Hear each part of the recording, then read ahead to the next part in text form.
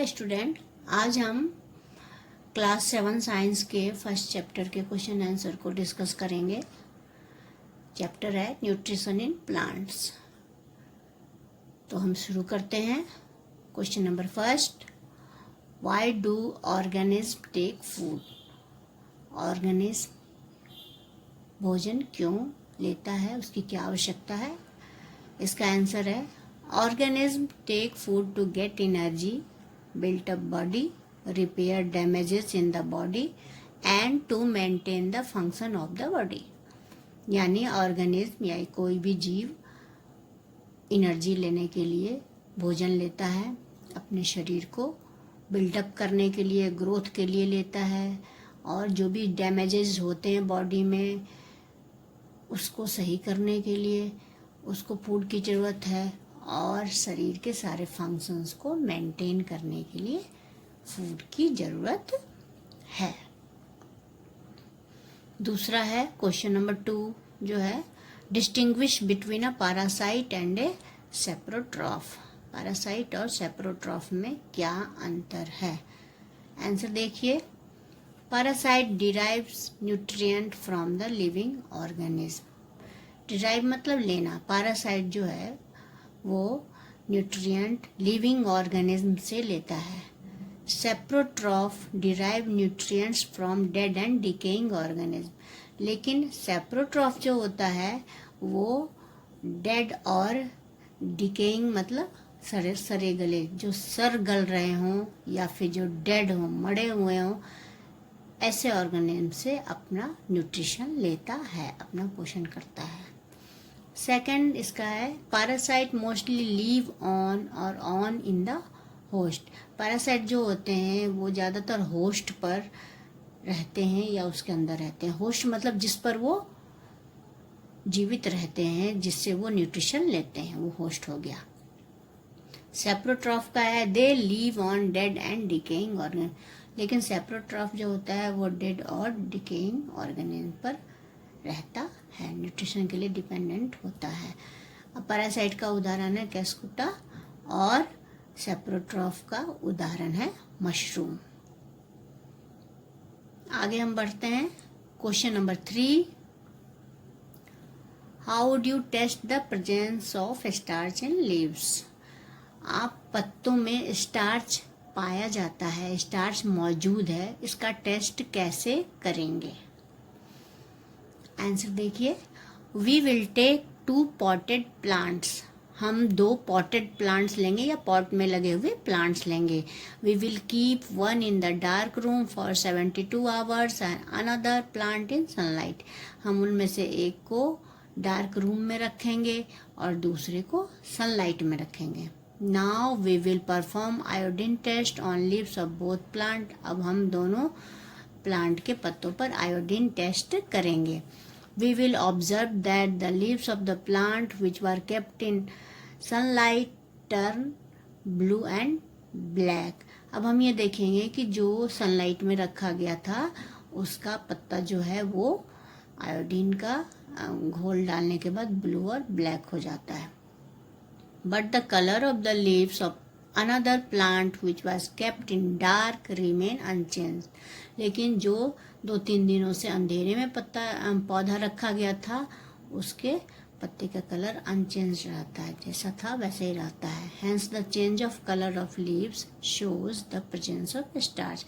तो जो कलर का चेंज होता है धूप वाले पौधे में वो ये शो करता है कि उसके अंदर स्टार्च की मौजूदगी है, यानी उसके अंदर स्टार्च है।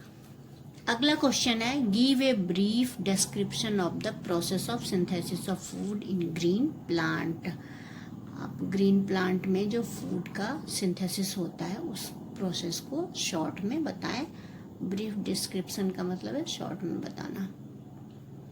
आंसर देखेंगे इसका, The process of synthesis of food in green plants is called photosynthesis। जो ग्रीन प्लांट में प्रोसेस है फूड के सिंथेसिस का, यानी भोजन के बनने का जो प्रोसेस है, प्रोसीजर है, उसको फोटोसिंथेसिस कहते हैं। In this process leaves take in carbon dioxide from the air through tiny pores called stomata. इस प्रोसेस में लीव्स जो हैं वो पत्तियों में छोटे छोटे जो पोर होते हैं, पोर यानी छिद्र या छेद, जिसको स्टोमेटा बोलते हैं, इससे कार्बन डाइऑक्साइड को लेते हैं। उन्हें कार्बन डाइऑक्साइड फोटोसिंथेसिस के लिए चाहिए, तो पत्तियां इस कार्य को करती हैं और वो वातावरण में मौजूद कार्बन डाइऑक्साइड को अपने स्टोमेटा से अपने अंदर ले लेती हैं। Water is absorb from the soil by root hair present in the root.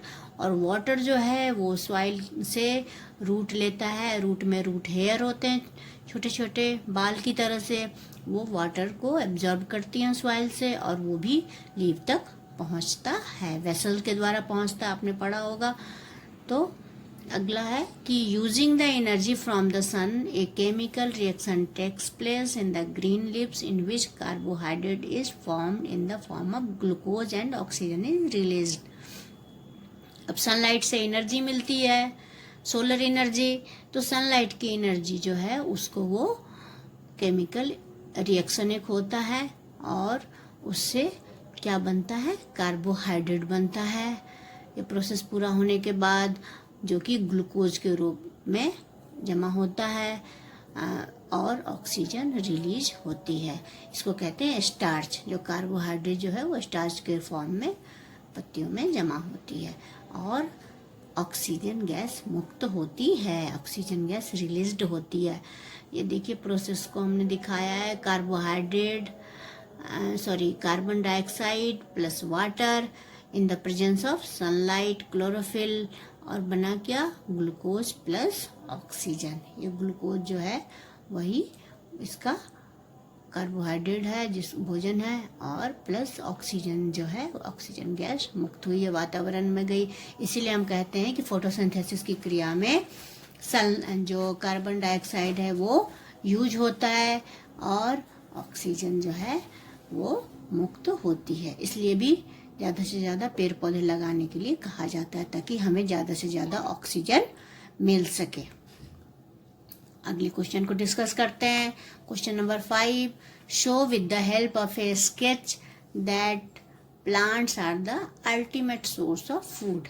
आप इस थोड़ी सी स्केचिंग करके स्केच की मदद से बताइए कि प्लांट जो है वो फूड का अल्टीमेट सोर्स है, मतलब सबसे पहला प्रथम सोर्स जो है वो प्लांट ही है।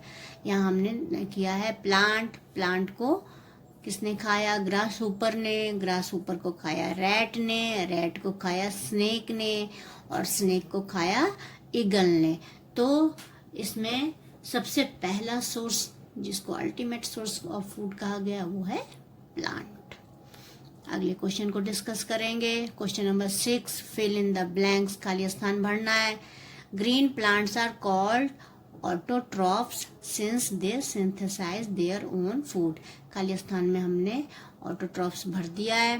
ग्रीन प्लांट को ऑटोट्रॉफ्स कहते हैं क्योंकि ये अपना भोजन खुद ही बनाते हैं, क्योंकि ये अपने ओन फूड यानी अपने भोजन को खुद ही सिंथेसाइज करना मतलब बनाना, अपने भोजन को खुद ही बनाते हैं, इसलिए ये ऑटोट्रॉफ्स कहे जाते हैं। बी है, the food synthesized by plants is stored at starch. जो फूड बनता है, भोजन जो बनाता है प्लांट्स फोटोसिंथेसिस की क्रिया के द्वारा, तो उस फूड को किस तरह से स्टोर किया जाता है, किस रूप में, स्टार्च के रूप में। सी है, in photosynthesis solar energy is absorb by the pigment called chlorophyll. जो फोटोसिंथेसिस की क्रिया होती है उसमें सोलर एनर्जी को एब्जॉर्ब करके कौन रखता है, तो पत्तियों में पिगमेंट होता है जिसको कहते हैं क्लोरोफिल। इसी का काम है सोलर एनर्जी को एब्जॉर्ब करना, तो इस खाली स्थान में हमने भरा क्लोरोफिल। डी है, during photosynthesis plants take in carbon dioxide and release oxygen gas. Photosynthesis के दौरान प्लांट्स कार्बन डाइऑक्साइड को लेता है और ऑक्सीजन को छोड़ता है। अगले क्वेश्चन पर आते हैं। Question number 7, name the following. A parasitic plant with yellow slender and branched stem, इसको कहते हैं कैस्कुटा। इसमें ये दिया है कि एक पैरासिटिक प्लांट है जो येलो कलर का होता है, स्लेंडर मतलब पतला दुबला, और ब्रांच होती है, बहुत सारी उसकी शाखाएं होती हैं। तो उसका नाम क्या है? उसका नाम है कस्कुटा। सेकंड है a plant that is partially autotrophic. एक ऐसा प्लांट जो पार्शियली ऑटोट्रॉफिक है, मतलब पार्शियल मतलब आधा, आधा ऑटोट्रॉफिक आधा हेटरोट्रॉफिक, है ना। तो इस प्लांट का नाम है पीचर प्लांट। थर्ड है the pores through which leaves exchange gases. पत्तियों में छेद होता है, आपको पता है, पोर मतलब छेद, जिससे एक्सचेंज ऑफ गैसेज होता है, गैसों का आदान प्रदान, मतलब गैस अंदर भी जाती है बाहर भी आती है। अंदर जाती है कार्बन डाइऑक्साइड, आपको पता है, फोटोसिंथेसिस करने के लिए, और बाहर आती है ऑक्सीजन, वो फोटोसिंथेसिस की क्रिया के बाद। तो उस पोर को बोलते हैं स्टोमेटा। अब है question number 8, tick the correct answer. आपको सही आंसर पर टिक करना है। ए है Cuscuta is an example of autotroph, parasite, saprotroph, host. तो आपको पता है कैस्कुटा क्या है? पैरासाइट। पैरासाइट किस लिए? क्योंकि ये दूसरे पौधों से अपना भोजन लेता है, खुद का भोजन ये नहीं बना सकता, खुद फोटोसिंथेसिस की क्रिया नहीं कर सकता। क्यों? क्योंकि इसमें क्लोरोफिल नहीं होता, इसका रंग पीला है। सेकंड पॉइंट है the plant which trap and feed on insect is Cuscuta, China rose, pitcher plant और रोज। तो ऐसा प्लांट जो कि इंसेक्ट को ट्रैप करता, ट्रैप मतलब फंसाना, जो इंसेक्ट को फंसा लेता और उसको खाता है, वो कौन सा प्लांट है? तो वो प्लांट है पीचर प्लांट। क्वेश्चन नंबर 9, इसमें मैचिंग है। क्लोरोफिल, क्लोरोफिल किस में होता है? आपको पता है क्लोरोफिल होता है लीफ में, तो हमने लीफ को क्लोरोफिल से मिला दिया। सेकंड है नाइट्रोजन, राइजोबियम, राइजोबियम का काम है नाइट्रोजन फिक्सेशन का। जैसे कि आपको पता है कि जो प्लांट्स होते हैं वो नेचर में जो भी ऑक्सीजन गैस होती है उसको डायरेक्ट नहीं ले सकते हैं, तो राइजोबियम जो है वो ऐसे लेग्यूमिनस प्लांट के नोड्यूल में होते हैं जो कि नाइट्रोजन फिक्सेशन का काम करते हैं, इसको यूजेबल फॉर्म में लाते हैं जिससे पौधे इन्हें ले लेते हैं। तो इसलिए हमने नाइट्रोजन को राइजोबियम से मिलाया है। कैस्कुटा को पैरासाइट, पहले हम ऊपर डिस्कस कर चुके हैं, कैस्कुटा जो है वो एक पैरासिटिक प्लांट है, इसलिए पैरासाइट से मिला दिया। एनिमल्स, हेट्रोट्रॉफ, जितने भी एनिमल हैं सारे हेट्रोट्रॉफ हैं। हेट्रोट्रॉफ का मतलब कि वो अपना फूड खुद सिंथेसाइज नहीं कर सकते और अपने खाने के लिए प्लांट्स पर निर्भर करते हैं, तो उनको हेट्रोट्रॉफ कहते हैं। एनिमल्स को हमने हेट्रोट्रॉफ से मिला दिया। अब है इंसेक्ट्स, इंसेक्ट्स को पीचर प्लांट से मिलाया, क्योंकि आपको पता है पीचर प्लांट जो है उसके अट्रैक्शन से इंसेक्ट वहाँ आते हैं और फिर अंदर गिर जाते हैं और फिर पीचर प्लांट उनको डाइजेस्ट कर जाता है। अब हम देखेंगे question number 10।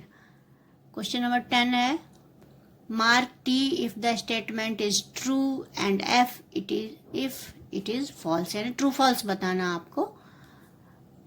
Number 1, carbon dioxide is release during photosynthesis, photosynthesis के दौरान कार्बन डाइऑक्साइड रिलीज होती है, निकलती है, क्या ये सही है? नहीं, फोटोसिंथेसिस के दौरान ऑक्सीजन रिलीज होती है, इसीलिए इसके आगे हमने फॉल्स लिख दिया। सेकंड है plants which synthesize their food are called saprotroph, plants जो अपना भोजन खुद बनाते हैं इनको सेप्रोट्रॉफ बोलते हैं, ये भी गलत है, वो ऑटोट्रॉफ कहे जाते हैं, इसलिए हमने फॉल्स लिख दिया। The product of photosynthesis is not a protein, photosynthesis का प्रोडक्ट प्रोटीन नहीं है, ये सही है। आपको भी पता है फोटोसिंथेसिस का जो प्रोडक्ट बनता है वो कार्बोहाइड्रेट होता है, मेन प्रोडक्ट कार्बोहाइड्रेट है, तो इसलिए इसमें अगर लिखा हुआ है कि इज नॉट ए प्रोटीन तो हमने इसको ट्रू किया है। क्वेश्चन नंबर 4 है इसमें solar energy is converted into chemical energy during photosynthesis, photosynthesis के दौरान जो सोलर एनर्जी है यानी सनलाइट की जो एनर्जी है उसको केमिकल एनर्जी में बदला जाता है। ये बिल्कुल सही है, इसीलिए हमने इसके आगे ट्रू लिखा है। आगे बढ़ते हैं, question number 11। Choose the correct option from the following. इनमें से 3-4 ऑप्शन है, जो सही है उसमें करेक्ट को चूज करना है। Which part of the plant takes in carbon dioxide from the air for photosynthesis?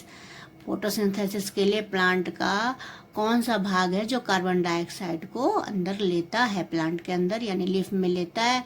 तो यह है स्टोमेटा। रूट हेयर का काम ये नहीं है, लीफ वेन का काम नहीं है, पेटल का काम नहीं है, ये स्टोमेटा का काम है, क्योंकि स्टोमेटा ही वो छिद्र होता है जिससे कार्बन डाइऑक्साइड जो है पत्तियां अपने अंदर लेती हैं।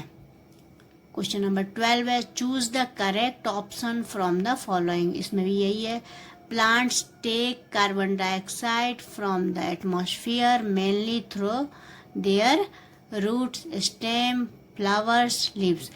इसके पहले जो क्वेश्चन डिस्कस किया बस उसी की तरह ये भी है कि पौधे जो हैं वो वातावरण से कार्बन डाइऑक्साइड मेनली किसके द्वारा अंदर लेते हैं? रूट से नहीं लेते, स्टेम से नहीं लेते, फ्लावर से नहीं लेते, किससे लेते हैं? लीव्स से, पत्तियों से लेते हैं। तो इसमें हमने लीव्स पर करेक्ट निशान लगा दिया।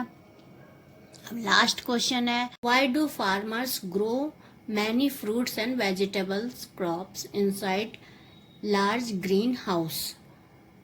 What are the advantage to the farmers? Question है कि फार्मर जो हैं वो फ्रूट और वेजिटेबल क्रॉप को एक बड़े से ग्रीन हाउसेज में क्यों लगाते हैं और उनको क्या फ़ायदा मिलता है। सबसे पहले हम समझेंगे ग्रीन हाउस क्या है। ग्रीन हाउस वास्तव में एक शीशे का घर जैसा स्ट्रक्चर होता है जिसकी छत और जिसकी दीवार जो है वो शीशे की होती है। तो उसमें क्या होता है कि बाहर की गर्मी तो अंदर जा सकती है, लेकिन अंदर की जो टेम्परेचर है, जो गर्मी है, वो बाहर नहीं निकलता है। तो इसका फ़ायदा किसानों को मिलता है। अब कैसे मिलता है, हम आंसर पढ़ेंगे। Green house provides favourable conditions for these crops. Green house जो है वो इन फसलों के लिए, इन क्रॉप के लिए फेवरेबल कंडीशन देता है, मतलब जो इनके लिए अच्छा कंडीशन है वो इनको प्रोवाइड करता है। It gives favourable temperature to the plant, और ये पौधों को भी फेवरेबल टेम्परेचर देता है, यानी जिस तापमान की, जिस गर्मी की पौधे को आवश्यकता है वो उसको ग्रीन हाउस के अंदर मिल जाती है। फार्मर्स गेट मैनी एडवांटेजेस, और फार्मर्स को ग्रीन हाउस बनाने का क्या एडवांटेज होता है, ग्रीन हाउस के अंदर पौधे उगाने का क्या एडवांटेज होता है। द क्रॉप्स ग्रो वेल, पौधे जो हैं बहुत अच्छी तरह से ग्रो करते हैं, इनकी ग्रोथ बहुत ही अच्छी होती है।